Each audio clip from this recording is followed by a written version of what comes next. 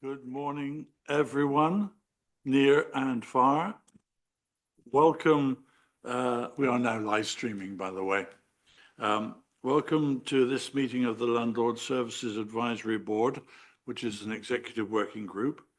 My name is Paul Rivers. I am co-portfolio holder for housing.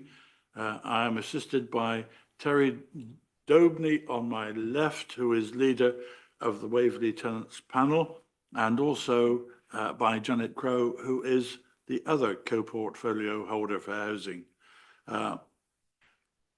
If you don't mind, we'll go around the room and introduce ourselves for the benefit of the viewers. Let's be positive. So yes, I'm Paul Rivers. I'm a local councillor for Binscombe, and yeah, and I have the great pleasure of chairing this with Terry on my left, who is. Thank you. I'm the chair of the Waverley Tenant Panel and vice chair of this board. Thank you. Good morning.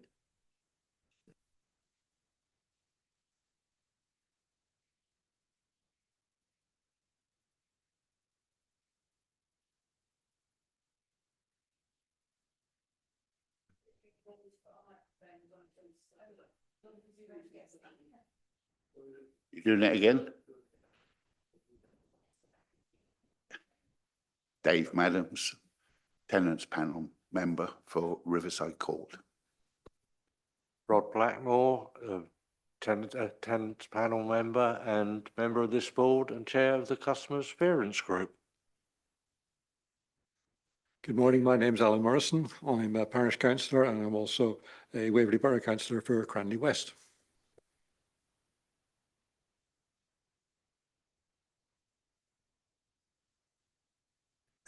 Hi, I'm Victoria Keel. I'm a ward councillor for Godalming Central and Oxford and a member of the executive. Hello.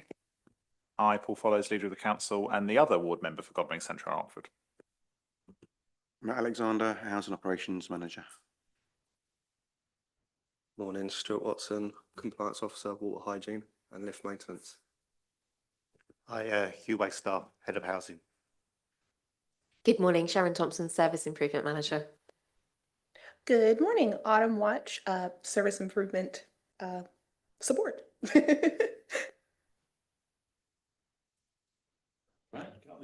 Kimberly Soane, Regulatory and Review Advisor and Clerk in the meeting. Thanks, Kim. Thanks, everybody, for that. Kim, do we have any apologies? We have one, Annalisa Howson, I think, who was on holiday. And my guess is that we have a few more. I've had specific apologies from Jackie Keane and John Rubini, who are on, if you can believe it, other things. But beyond that, do you have any more? No, that was all I had. Thank you. Right, okay. And moving on to item 2, declarations. Kim, can you advise us? None received. Okay, excellent. Now we come to something that is going to be a little more in-depth than normal, something to do with what I might suggest is the Easter holidays, for which I'm somewhat liable to as well. Too much chocolate for me, I think. We've gone through the minutes before this meeting, but not as early as I would have hoped. So there are a number of amendments and updates to your minutes that you have that we'll go through. So bear with me, and then those that I've missed, please let me know at the end. So if you look on page 6 of your minutes, round about a quarter of the way down, there is an action that says the head of housing to agree with the chair of the committee the format and date of the Ian Williams report to be presented to the committee. It was not a meeting. It was it was not a report. It was a meeting that was requested with Ian Williams. And in discussions with Hugh and Sharon, we think that the best time for a meeting will be hopefully also with the tenants panel, Terry, in mid-July. That will be the next time that Ian Williams comes in, so we can kill two birds with one stone, if that's appropriate. Okay, so that's one. And again, on page 6, where am I?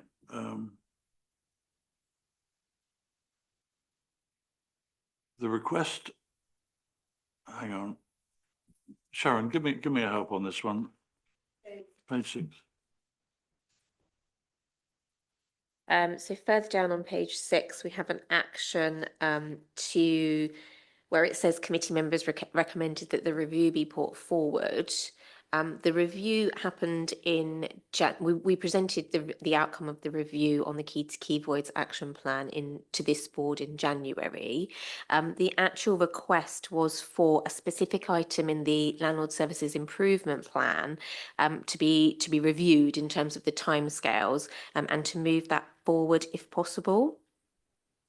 And the update, so that just needs amending rather than asking for the review to be brought forward. It was for the item number 42 in the improvement plan to be reviewed, the timescales for that particular action. And in response to that, we are currently recruiting to the team at present, and we will absolutely look to bring this action forward, number 42, but we cannot commit to a timescale at present as we need to recruit the team first, which we are currently doing. Thanks very much. And keep an eye on me when I go wrong as well. All right, thank you. So on page 8 to the action update here, what we have in the minutes is, while most improvements were already planned, the board requested a list of actions that may prove especially challenging or resource intensive to be brought forward to this meeting. Challenging or resource intensive actions from the Landlord Services Improvement Plan include numbers 9, 11, 19, 29, 52, and these will be presented on the, these are in fact presented on the screen behind me. And these will be minuted at this meeting. Okay. Chair, do you want me just to explain why we've prioritised it out of the, well, not prioritised? Yes. These are the If you would, 65 yes. actions. Yes, please. Out of 65 actions in the improvement plan, I think when we've reviewed it initially, these are the ones that are the most critical and probably the most, I think that's what the committee were asking for. What are the ones the most critical and at the greatest risk for to be implemented? Number 9 this is around ensuring that all our homes meet decent home standard. This is around where we have moved greatly forward, as we reported at the last committee. There is this last 5% that we need to work on, and this is about managing the data and coordinating programs. So I think it's that one of the critical things we've got is managing our data and getting it to work. So that's why that number 9 is there. Number 11, again, is around the new IT system in terms of the asset management system. It's, as the committee is aware, it's been implemented, but it's around getting it to work processes, specifically around health and safety compliance activities. I think that's critical because, again, we haven't literally got anyone to actually manage that process for us, to actually implement the process for us. So that's why that's at a particular risk, because of lack of people. Number 19, developing and implementing a performance reporting framework. We've been working a lot with the committee on this, but this is there because this is not just about a process, it's a culture change within the service. And I think we've got some way to go in terms of people understanding about performance management and actually signing up fully to using the framework. The number 29 is aids and adaptions. This is such a critical service because it's so important to many people's lives. And again, this is using data and making sure that we can actually meet people's needs going forward. And I think that's why that's there. And then review the process, the last one, 52, review the process how the diversity data of our tenants is collected and stored to set targets for the amount of quality of information, of the information held. Again, this is this data collection. This is the aspect around our people. I think it's going to be hard enough going out, getting the data from people, but it's also making sure we store it and actually use it. And I think that's, again, that's a processes, but it's also a culture change within the service. So those are the why well, as a team, we've highlighted these 5 as the critical ones currently. Thank you. Thanks, Hugh. Thanks, Hugh, for that. I don't particularly want to take any questions on this now because it's just suddenly appeared, but we'll be looking at this again next month in the round, and we can pick it up there.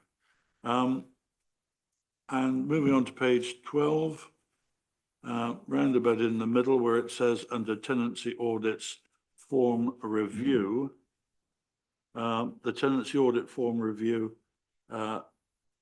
we're going to bring it forward to the next meeting because we have a pretty full agenda, although it might not be as full as it might be, but we'll bring it forward to next month.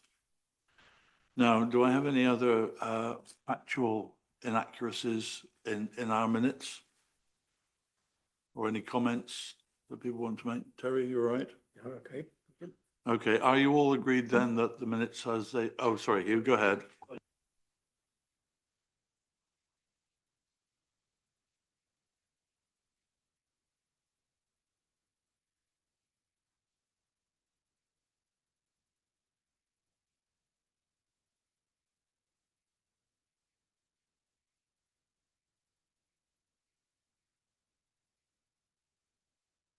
Thank you very much for that.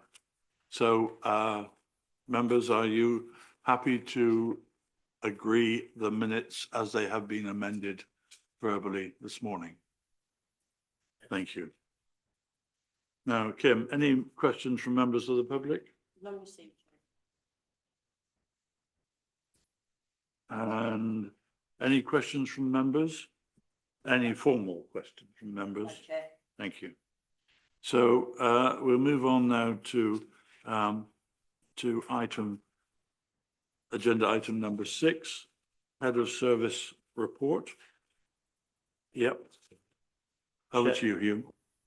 Yeah, just really a brief report because there's so much in the agenda, but just two things I just want to report on is firstly, within the minutes, we talked about meeting the regulator for our first meeting after the inspection. That was on the 1st of April. We did a lot of preparation for that meeting. We feel it went very well. We presented the improvement plan. We didn't really get any feedback particularly we didn't get any negative feedback on it, so that was all good. Basically, there's not too much else to report but we actually were well prepared, but it looks like they do want monthly meetings with us.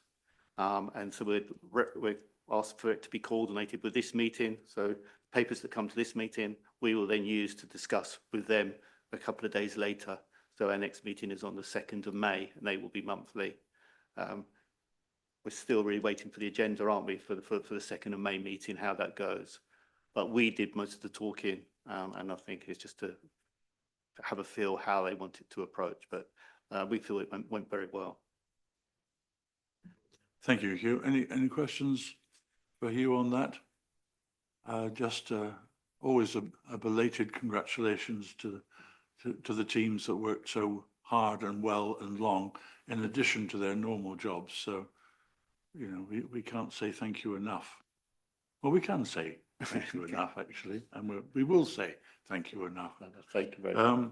Excellent. So, just one other item, sorry, just to Hugh, go report ahead. to the committee and Terry and the Tenants Panel help on us. There's one senior living scheme that has a number of particular issues around antisocial behaviour, and there was a serious incident which we're still not sure what it related to. But we're continuing to do quite intensive work at that senior living scheme, and we're having a meeting, and Terry's come in to get a feel of where the tenants are. But elected members and other tenants panel members may get feedback. But we are putting a lot of resource in, and with Tracy's actually on the line as well. She's helping to coordinate our approach in terms of communicating with the tenants, making sure that we're giving them the support. I just wanted to highlight that there is a particular issue. If anyone wants more details, you have to speak to me after the meeting. But that's the end of my brief report. Thank you. Thank you, Hugh. Hello, Tracy. I'll give you a little wave. Tracy, if you want to ever add anything in to this meeting, wave your hand electronically or physically, and Kim will absolutely notice and tell me about 10 minutes later, probably. So just butt on in if there's anything. Thank you very much, sir. Thank you. Any other comments for Hugh? No, all noted. Hugh's report. Thank you very much. Now on to number 7, repairs policy. Chair's apology here. I'm going to ask for this to be brought back to this group next month, as unfortunately the draft repairs policy, which should have been an appendix, was not included in the papers. So you've got an extra month to look at it. Hugh, any comments on any aspect of the repairs policy that you'd like to bring out prior to us going through it next month?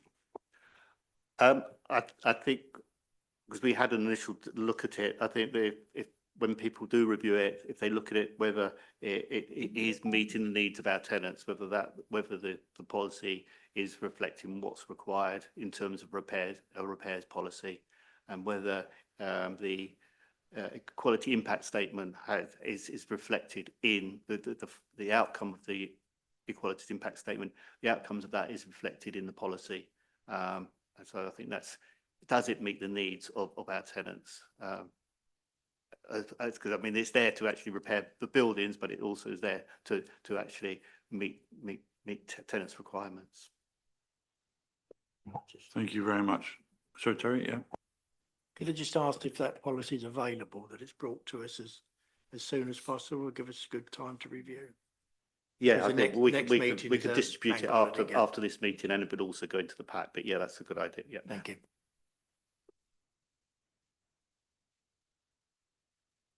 Okay, thank you all for that. Any more comments on that? No, just a bit of future bedtime reading then. Moving on to agenda item 8, senior living scheme consultation feedback. Sharon, do you want to present? I have a note here that just to look at the dates on here to be reviewed so they're more realistic, but I think you'll bring that out in your report. Thank you. Thank you, Chair. So the Senior Living Scheme consultation happens every year. The Housing Services committed to an annual consultation about the service when the changes were made in 2018, when the service changed from sort of sheltered housing to senior living, independent living. So we have been carrying out a consultation each year. Each year the consultation has been in the same format as which we have done this year, and I will go through the methodology in just a moment. For those of you that aren't aware and anybody online, we have 8 schemes across the borough, which each have approximately 30 flats, and the schemes aim to empower tenants to live independently.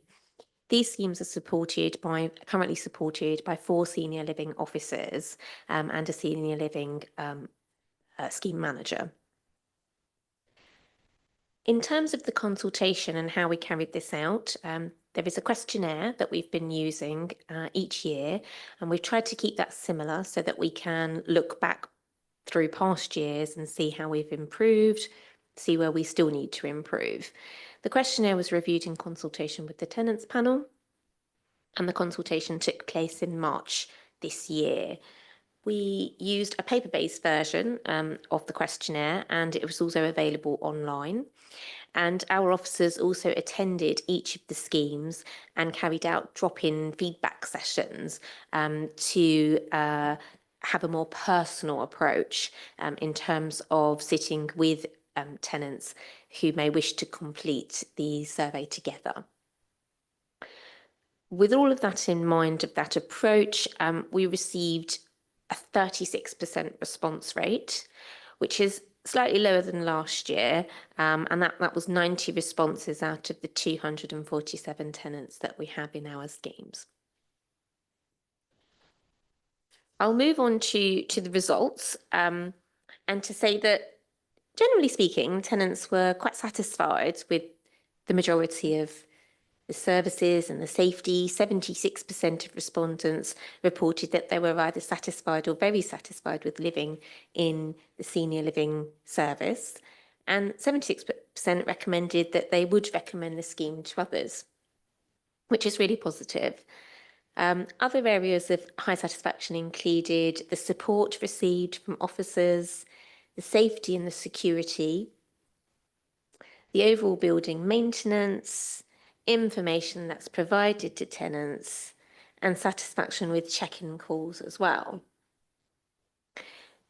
There were, however, some areas of improvement that the action plan sets out to address, and the action plan was included in the pack. So the key areas for improvement focused on the communal facilities, looking at the laundry equipment, the furniture in the lounge, as if to say, and several other areas. It's also areas also for improvement looked at social activities, and many commented that sort of since COVID and since the sort of social distancing, the social activities within the schemes have declined as such. And for some, you know, those social activities were an important part of the sheltered living schemes. So this is another area within the action plan that we feel is important to look at. And the other area would also be communication. And as of no surprise, it would be around timeliness of repairs, as we know, and the work that we're doing with our repairs contractor to help us improve in that area. So the action plan sets out those three areas, and I'd be happy to discuss any of those in detail. One of the things in discussion with Councillor Rivers yesterday was that some of the targets are quite tight. And so Councillor Rivers has asked us to go away and review some of the target timescales to ensure that we can meet those. So we will review those and come back to you. In terms of the next steps, the next step is to communicate the findings to all our senior living scheme tenants, and we aim to do that in May. We will let them know the findings from the consultation and the improvement actions that we plan to take. We will be implementing the action plan, as you can see in your pack, and we propose to bring a progress update to this board in November. The next steps will also include preparing for next year's consultation and looking at the lessons learned from the consultation that we carried out this year, and to consider if an annual consultation is still required. We made this commitment in 2018, and if it is still required, what is the best way to carry out the consultation? A number of the tenants did talk about survey fatigue. We have noted a lower response rate from last year, even though we did have a paper survey, an online survey, and even though tenant officers were on site to provide support in terms of helping tenants to complete the survey and having that personal discussion with them. The feedback was also that the personal discussion was very helpful, and they preferred that over the ticking of a box of a paper survey, as if to say. The online consultation was not greatly, was not a great uptake. So I don't know if there's further work to do there, or whether we keep it as something paper-based or more personal in terms of meetings, but I do think we need to consider how we take this forward next year. So I'm happy to take any comments, asking the board to review the report and the comments, provide any feedback that you have, and that you request for a progress update in November this year from the action plan. Happy to take any questions, Chair. Thank you, Sharon. Yes, and just it's Annex 2, I think, the in the pack. Yeah. 2 pages, a spreadsheet on action, responsible officer, target date. We just think that some of the dates are a little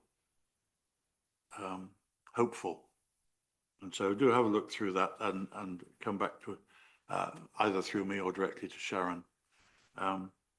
So any questions for Sharon on the Senior Living Scheme consultation and its feedback? Terry? Thank you. Yes, it's interesting to see that. I do note that the satisfaction, very satisfied, is a bit down from last year.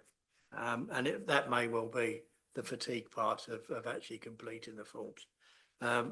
Going around, it does seem that a lot of the residents are more happy to do the one-to-one or 1-to-2, really, the smaller group sitting and looking and talking it through. And I suppose the difference could be because the demographics of the residents has changed so much that there's a lot that are actually working. So you're not going to get that involved, and they don't get involved in whatever goes on there. The other point about the social element, we all know that COVID has really finished it. It stopped, and I know from the sites I go to, particularly Shepherds and Riverside, that they're just not meeting downstairs in the communal rooms, not using them. And we talk about doing up the communal rooms, but we're not actually using them. So, we need to encourage that. And I just wonder if there's a temporary post that we can put in there as an activity, a key member of staff that's an activity officer, so that they can encourage the tenants to come along and start to set things up so that they do that. In the past, we know that we had managers on site, and they would always run different things on a daily basis, and that's gone, and we know that's gone. But I still think that there needs to be a Waverley push to get people to come down, have a cup of coffee, watch a film, whatever. And I went to a meeting the other day, and we had lots of people talking about they would have a tea party, they would do this, they would do that, but it's left to one member of the residents to do that. I think about when Paul says about the target times of being a bit keen, but I don't think that, although we should move it back a bit, it doesn't mean that we can't get that done by May. Some of them might be a quick fix. So yeah, happy to say, well, we couldn't do it because of, but rather than change the date, but because you've still got a few days of May left. Yeah. But so thank you. And I'm not sure where we go for the next years, but if we're going to do some of these, actions, then probably we should look at that and see how that worked this time next year. Thank you. Thanks, Sharon. I guess Terry was referring to the fact that many people in these sheltered environments are actually working, to indicate that our age of entry is now 50, I think, isn't it? No? Is it higher? Still 60. 60, yeah. Okay. All right. People over 60, I was just being hopeful. now have got to work. It's a tough old business, isn't it? Yeah. I mean, I think to add to that really is that, the change, and we don't retire till 67 now. So those 60-year-olds will still be working. That's right. Tough old business, isn't it? Okay. Any further questions for Sharon? I'm happy to note Sharon's verbal report. Thank you all very much. Thanks, Sharon. Now, number 9, additional budget request for water hygiene works. This did go through the executive on Tuesday, but very, very keen and excited to look forward to your report. You. So this wasn't again, I think this wasn't in the pack, was it? No. So I apologise, you haven't seen the report. But basically, the report is asking for £1 million to do additional work to. I thought that make Dave smile. Get a bit of involvement. £1 million, and Stuart, you have to blame Stuart for this. Stuart is our expert on water safety, and I've asked him to come along to ask any practical questions that you may have in terms of what the programme of work is. But yeah, so this is around making sure our homes are safe around water, and the main risk is Legionella disease. And for the main hazard that causes the risk of bacteria is the cold water tanks. And so we've been kind of pushed into actually doing a programme of actually removing them, because another health and safety issue is that the contractors are insisting that all our loft areas, because the cold water tanks are usually in the loft areas, and they're insisting that the floors are all boarded up. So that's quite a huge amount of cost to do one visit every 2 years. So so the idea is that to actually do a programme of removing the water tanks from people's homes when they have a direct water supply from the mains to their homes.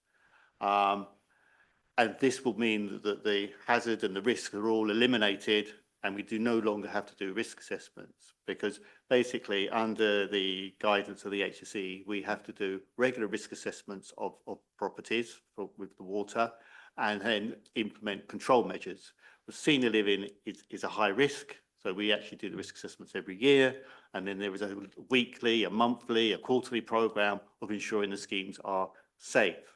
But we know despite all of that, we've had 2 schemes over the last couple of years that have had Legionella, quite high levels of Legionella. The first was London, and then recently we've had the one at Hazelmere, where again, Stuart has been working hard to actually get that clear, and we now are clear. And I have reported on that to the committee on that.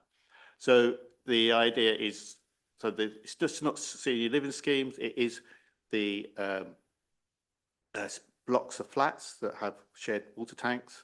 And then we're also looking to actually do assessments of a percentage of homes as well to ensure that they were safe, because we used to do regular checks of the homes, and that sort of has stopped. I think Stuart's bringing that back as well. So I don't know if anyone's got any questions around for that, or whether any questions about I mean, it's a huge amount of money. The finance are confirmed we've got that in reserve, so it doesn't mean anything else needs to be necessarily needs to be cut. It needs to be coordinated with the heating programme, the boiler replacement programme, because sometimes removing the tanks would affect the type of heating that's required in the properties. So we're looking to install combi boilers when we have the cold water tanks. That's in people's homes. So I suppose what I'm asking feedback on, yes, it's a lot of money, but does the committee support the idea that we need to invest in this area, and it will save costs in the future? As I've said, we no longer have to do the risk assessments, we no longer have to do the control measures going forward, and people will be safer and won't have the inconvenience of people coming in to do the testing, etc. And I think, explain to the executive, when a scheme has got Legionella, there's a lot of inconvenience to the tenants, because there is the risk to the tenants, but also they can have 2-3 visits a week for people coming to flush and test their water systems. So, London Court had literally over a year of people coming into their flat every other day, really. So this is weighing it up. That's why we've moved towards this, to suggest making this recommendation to the executive and to the full council that we should have this budget. And I think in the end, it is an investment, but it's an investment for the future as well, where again, the homes will be safer. We will not have to worry about this issue going forward. So I think it is a long-sighted investment as well. So that's all I need to report. Again, I've got Stuart here on any kind of technical issues, any concerns on how the works will be done. Please ask any questions. All right. Thanks you very much. I mean, it does seem to me to be very much a consistent follow-on from our boiler replacement operation. And I mean, who needs a water tank? But that's a different question. And certainly I've learned a bit more about Legionella in the past couple of days. It's best to learn about it rather than have it, I think. Stuart, can I pass over to you? Yeah, of course, yeah. I'm open to any questions if anyone's got any questions, technical. Yeah. I appreciate it's quite a big project. What sort of timescale are we looking at? Because it's not going to be done overnight, is it? No, it's certainly not. No, we've got initial projects starting very soon. That'll get 5 properties out of the way, and that will take until the end of June. That will, yeah, 5 properties. Then we're looking probably 6 months for the next lot. And then obviously, as we start to risk assess other properties, we may need to carry on the project following the back of those risk assessments. So I think the idea is to spend around 700,000 this financial year in terms of the capital works, i.e. removing water tanks and doing the direct supply, and that will be focused on our high risk properties. Will that be all the senior living schemes? Yeah, there's not a massive amount of cold water storage systems that need to come out of the senior living schemes. Some work's already been done in the past. Off the top of my head, we've got 2 or 3 that still got cold water storage tanks. Dower House, Faulkner Court, and the other one's evaded me right now. But the 2 I've just mentioned definitely have. Faulkner Court has got 2 or 3. And that one in particular is going to need a fair bit of works because of where they are situated within the roof space, and access is pretty hard and challenging. And of course, the other challenge is we've already done a lot of fire safety works, partition and off areas within the loft area. So we've got to be making sure we coordinate with the fire safety compliance to ensure that we don't breach all the fire safety work we've done. So it is, and then as we've mentioned, there's the heating as well, although that's not an issue at Faulkner Court. There's the heating issue. So it is going to take a lot of coordination. And I think when we've got the budget and we've done the procurement, I think then we can actually, because we've still got to procure the contractors to do this, and then we can actually come with a programme of work and give you some definite sort of time targets of when the works will be completed. Yeah, it was Moat Lodge, the other one, by the way. They've got about 20 odd cold water storage tanks there themselves. So there was a lot of work needed at Moat Lodge as well. So again, Moat Lodge is, sort of an older building. Additions have been made to it. So again, it's quite a complex building as well. So yeah, so I think when we've done the procurement, we can come back with a clear programme of works. Thank you. Yeah, I mean, as I understand it, the senior living centres, flats and things like that, communal areas, communal buildings, that's the higher risk, the much higher risk. But for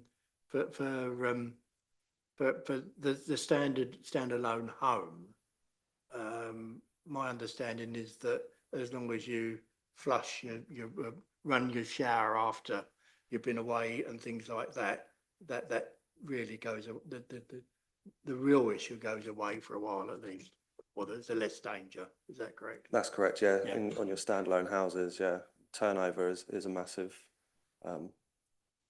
important factor of dealing with your Legionella bacteria. So, yeah. So in the next newsletter, we are going to be mentioning the kind of actions people should take, especially if they're away from their home for a number of weeks on their holidays, whatever. They do need to actually flush their water out. And Stuart's got some other tips that people should have when managing their own homes. And again, it's older people, isn't it, that's vulnerable to Legionella as well. So again, because we've got an older population in our homes, that's why we've also got to be very careful. But we're probably still flushing, as I do. I run the tap in the morning because of the old copper pipes, and it becomes a habit. So hopefully that's still happening. As long as you don't have a water Thanks, Hugh. Stuart, thank you very much for that. How do you catch Legionella? Should I want to, which I don't, by the way. So you have to breathe in the bacteria, so it's through an aerosol. So that's why showers are one of your main causes. When we're talking homes, if we go back to homes, your biggest risk is probably your outside tap, which is hardly ever used, and then someone will put a hose pipe on the end of it and start spraying the garden. So a shower is not an aerosol, right? So, or it is? It generates aerosol, yeah. So, right. Okay. So, do we actually advise our tenants through our communication mechanisms about the potential for Legionella and what is a good idea to do, especially in houses with water tanks? Sorry, that's what I said. We will be doing some more communications around that. There had been, but in a distance past, communications, and the senior living schemes have had different communications around Legionella. But you can't get Legionnaires through drinking the water. It is through the droplets in the air. So we just recommend people not to shower very often. Yeah, that's, and certainly not after they come back from holiday. I don't think that's correct, by the way, but okay. Any more questions? And we note that excellent report. Thank you, Stuart. Thank you for being here. Moving then on to item number 10, which is complaints update. You will all have noticed the deliberate mistake at the top that the date of the report is for Q4 and not Q3, and should be dated 24th of the 4th and not 30th of the 1st. But other than that, Sharon, over to you. Thank you, Chair. So this report is around the Q4 complaints, and I'm pleased to report back that in Q4, level 1 complaints, we remained consistent at 100% of responses sent within 10 working days, and I'm even more pleased to say that we have been continuing at that response rate since October. So every month since October, we have been at 100%. And we've been achieving this even though there has been a significant increase in the number of level 1 complaints that we've been receiving. And I know that there are some graphs on page 54 of the report that do show, the graph does show the significant increase in comparison to last year. In Q4 particularly, the majority of complaints comes as no surprise. It's around repairs. We are aware of the situation in terms of repairs and the types of complaints that we have, and we are continuing to work with Ian Williams. Ian Williams have set up a customer experience hub in which our complaints officers do work directly with, and we are currently reviewing the customer experience hub with Ian Williams to ensure that it's working effectively with us at the council, to ensure that we are working to provide our tenants with high quality responses. And whilst we are responding to our complaints at 100% within the 10 working days, we are aware that there is further work to be done in terms of the quality of responses and ensuring that we not only provide a quality response, but we also ensure that we follow up on any remedial actions in any of those complaints. So we're very much aware of that. So on page 49, you'll see the number of complaints that we've received broken down by the service area. The second highest was around housing management, followed by home ownership and right to buy. We received one housing ombudsman finding in the last quarter, and further details of that particular case are provided in Annex 1 on page 53. What we have been doing in the last quarter is ensuring that we do review our complaints and that we learn from those complaints, so that we try to ensure that we are providing better services from tenants. Some of the examples of what we've been doing are listed on page 50. And I'll just pick on a few examples.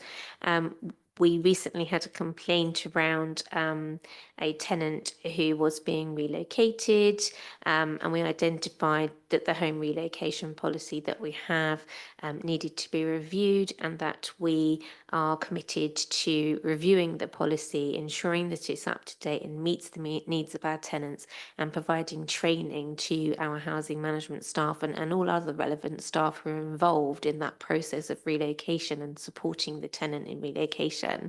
So learning from that complaint, we are reviewing the policy and providing additional training to our staff. Another example will be, we've had lots of discussions here at this board in terms of the voids process, and really taking on board the tenant's feedback about when a property is actually ready to let.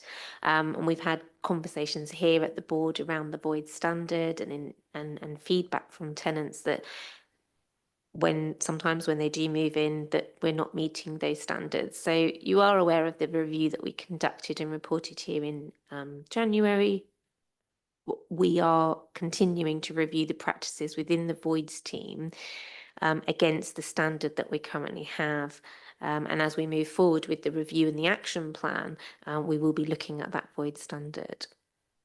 Some of the other examples include record keeping, so ensuring that our staff are trained and performance managed in the records that they keep, to ensure that we have a background of information, particularly on our systems. Moving on, in terms of the trends on page 51, I did mention about the high increase in complaints, and I just wanted to talk a little bit about why that might be. I don't have the exact answer for you. However, some of the things that are happening in the sort of more of the national context include, you may have heard on the radio, the government's campaign on making things right, and it's particularly focused around how people should and can report housing complaints. And I often hear it on my drive into work, and it's positive to hear about, you know, making sure that people are aware of how they can complain. So there is that government campaign which is encouraging people to complain. We also have the Housing Ombudsman's Code, which we're all aware, we've discussed at this board before, which says that areas of dissatisfaction should be recorded as a complaint, and so we do that, and I would expect that's why we're seeing an increase in complaints, and also the changes to right to buy and stamp duty have also increased in terms of complaints around that area. And I suppose the other one would be just to note that we have had a project running around historic outstanding service charges, and so we are seeing some complaints come in about this area. As I mentioned, in this quarter, it was a high number of complaints around responsive repairs, and these are around poor communication. We know that communication is something that we need to improve on. Many of you will have attended the workshop from Acuity on our tenant satisfaction measures recently. I think it was this month or just at the end of last month. And communications is a key aspect that we need to consider and improve on. So that's something that we will be working on. In terms of service improvements, in January, we brought to this board the complaints action plan in terms of how we will move forward, not just in responding to complaints, but learning from the complaints. The action plan included a number of elements to try and improve, including policy reviews and training of our staff. With the increase in the number of complaints, we recognise that we need to bring an additional resource. So we will be recruiting to an additional service improvement officer focusing on complaints to, one, support us with the increase in the number of complaints we're receiving, but also to ensure that we're we're carrying out the actions in our action plan, and we're absolutely ensuring that we are learning from those complaints, because we need to, that, you know, that is the other side of the coin really, is that we need to learn from our complaints to stop making the same mistakes again and again for other tenants. And so that's a really crucial part of the work that we need to do. We also have some administrative support for the team, and that administrative support will be supporting us in looking at, I mentioned, the remedial actions that we, so we respond to a complaint, and we may say to the tenant that if it's something immediate we can do, if it's an appointment or something like that, we will do that. We will make those appointments, and we will let the tenant know in the complaint response. Sometimes it's not as simple as that, so there might be a bigger piece of work to do. And so we need to set some remedial actions, and we very specifically tell the tenants that following on from a complaint, we will do 1, 2, 3, and the administrative support now will help us to monitor those remedial actions and ensuring that they take place, so that the tenant is receiving the service that they should, and also in the hope that we would reduce complaints that go to level 2 because of actions that haven't been completed. So really it's for me to ask the board to note the update on Q4, and I'm happy to take any questions. Sharon, thank you very much for that excellent verbal report. And yes, I personally think that we need to encourage complaints at level 1, but not at level 2, and that's an indication. Just for members' information, the Housing Ombudsman today has released a press release with a spelling mistake. It says, "What is good communication in compliant handling?" They do mean complaint handling, I presume, unless it is compliant handling. They set out 4 tests of good communication, and recommend that you have a quick look at it. There are 4 items here. They all begin with T, and I presume they mean share it with a cup of tea as well. So they are timely, transparent, tailored, and tone. But I'll let you all investigate that. Any questions? And I presume we note with thanks Sharon's report. Any more questions, Terry? Please. Thank you, Sharon. It was, I mean, it was nice to hear the quality of the response. You can look again at that, you know, because that to me is definitely an issue. Seeing some responses recently where somebody has made a complaint, so therefore there is an issue. Whether that's upheld or not is a decision that's made later on, and I would like to see that we had some review on how that became, how we upheld, why we do not upheld it.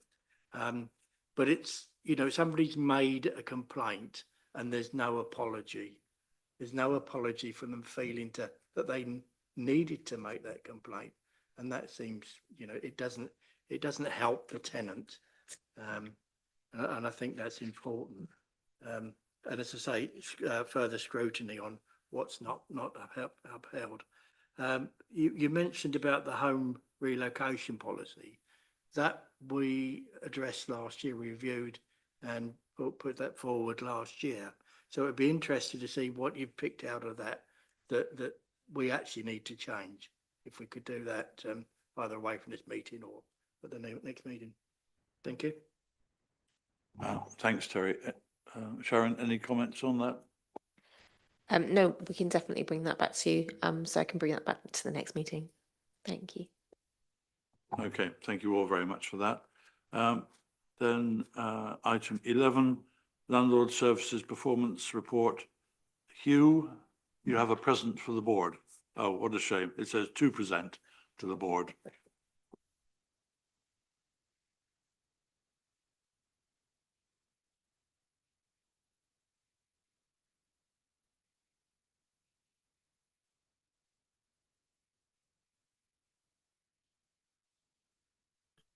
So just to confirm, this is the last month that we'll be doing it in this format. We'll have the new format for the next meeting, which will be, I hope, will be much clearer and give you that journey of where we're going. But the first graph does that on voids, and what I'm pleased to say is we're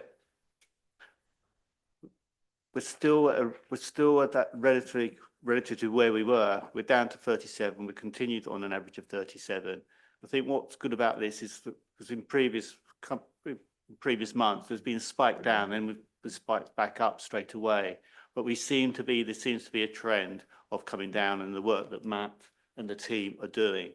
So we're working to the action plan in terms of improving void performance, and Matt is focusing a lot on this area. And I think at the end of the report, the KPI in terms of rent loss has come down as well. So as I say, that's all in line with the action plan. I don't know if anyone's got any questions on voids. No. Any questions on voids? No. No. And then the complaints we've already covered, so we just whip through those. And this is repairs. So again, I think we've got some good news here, or moving towards good news at least. So the top one, tenant satisfaction repairs, we've gone over the 80% for March, 81, basically 82%. I've checked the number of people that were surveyed was in line, should be surveyed. Over 100 people were surveyed for that outcome. So I think that is positive in terms of moving towards that 90%. So I think it does show that 90, we can reach that 90%. Us, and it is us, because it's us. It's not just a reflection on Ian Williams. It's a reflection on all repair services, because it's a generic question, and it's a reflection on us because we take the repairs, as we know. The next one I want to highlight is the jobs in the middle there. The percentage of jobs over 28 days. We're now down to 9%. So we're moving towards that target of 7%. So again, it looks like Ian Williams has been successful in clearing their backlog in terms of the responsive repairs, and that will make it so much easier for them to manage as jobs come in and do them in a more timely manner. So I think some really positive things there that we can take heart of. They're doing the post inspections, which is really great, and they are confirming they're identifying issues, which is good in terms of hopefully they will use that information and improve services. So it's just not a tick box exercise. So again, I think just say thanks for Matt and his team that they are focusing on Ian Williams, and we are seeing those improvements. The other issue though is the sort of minor works, which we've talked about, the more complex works. That's the one they're still struggling with, and Matt again is weekly meeting with them to get those figures down, and I think we should see an improvement in those going forward. So, Matt, is there anything else to add? No, nothing further to add. Yeah. If we can go click through the slides. Next slide. So legal disrepair. Again, Tracy's doing some work around monitoring these, and we're looking to set up the complaints officer we talked about. The service improvement officer will look to actually do some more work on these on disrepair and analyse them and see again the learning from these disrepair cases going forward. On to the next slide. I think the slide I want to highlight here is this percentage of homes with smoke alarms. We're now down to 180. So we're still working on getting that down to the 100%. So we're totally compliant. So that is down well over 100 from the last month. So we continue to work on that area. Next slide. Again, just focusing again on trying to get these numbers down. Next slide. So damp and mold cases did increase at the end of March. Matt, is there any particular reason Any concerns about that going up to 67? Not particularly concerned. It's still within the sort of winter period, and we're still in that sort of time scale. I think there's better reporting as well, and we're doing some more work on our own reporting. But Loredana, the damp and mould officer, is pretty much in control of what's going on. Okay, go forward. There's no change in this page. That page doesn't really change too much. Antisocial behaviour. Again, it's just really telling you the number of cases that we've discussed in previous meetings, and the new performance framework will have a bit more information for you. So I think that is the end of the report. So I think, so just that last one.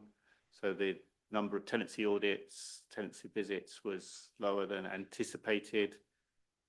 Again, it's getting the team are still recruiting the additional posts so we can meet the target. So we're really pushing them to meet the target for April, but that continues. And then next slide.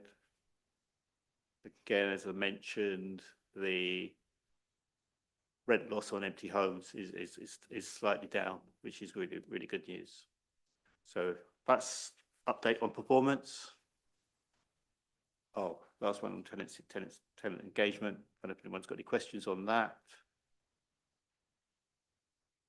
And that's it. Any questions?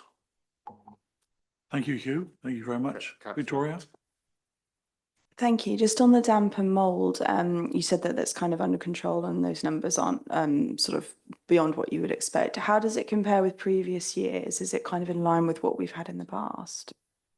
If I'm honest, it's difficult to compare to previous years because it was all mixed in with the repairs. So over the last 6 months, I think, we've got a specific code that jobs go into repair. So now we can monitor it much more effectively. So that's sort of the benefit over last year. So it's been difficult to compare to previous years, but yeah.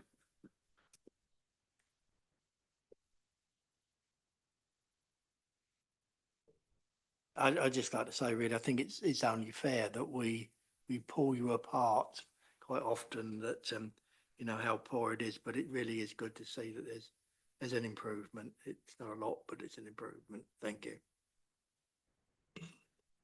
Yes, and that's thanks from me too. Just carry on. It can only get better. But yes, I guess we just need to keep chasing Mr. Williams, and you know, it's a matter of keeping an eye on what's out there. It's a job for all of us to do. Excellent. Okay, thank you all for noting that. Item 12 then. Our forward plan. Sharon, take us forward. Thank you, Chair. Just bear with me and I'll just get the next couple of months up on the screen.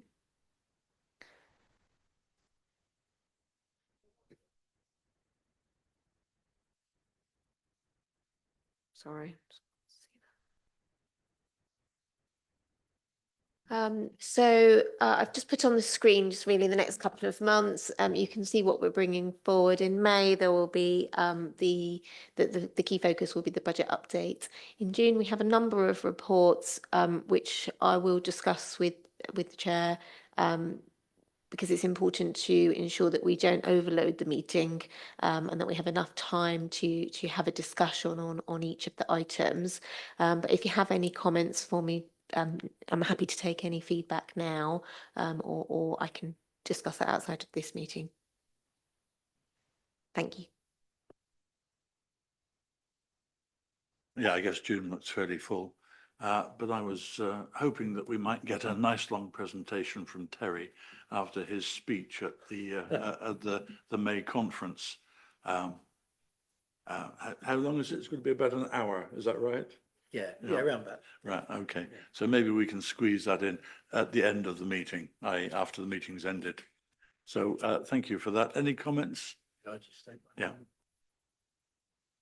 Thank you. I'd just like to drop back to tenant engagement that you mentioned about and the tenants panel were involved in the consultation for the project procurement procedure.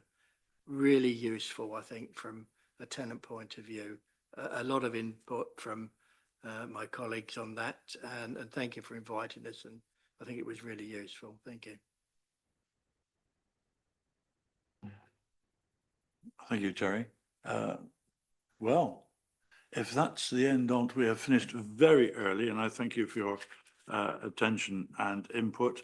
Date of next meeting is the 29th of May this year, and I am pleased, therefore, to close the meeting at 11:10. Thank you all. Thank you, Chairman.